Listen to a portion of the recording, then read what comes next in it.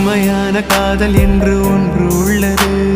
காலம் கடந்து போன பின்பு மண்ணில் வாழ்வது. காலம் எந்த கைப்பிடிக்குள் மாட்டிக்கொண்டது.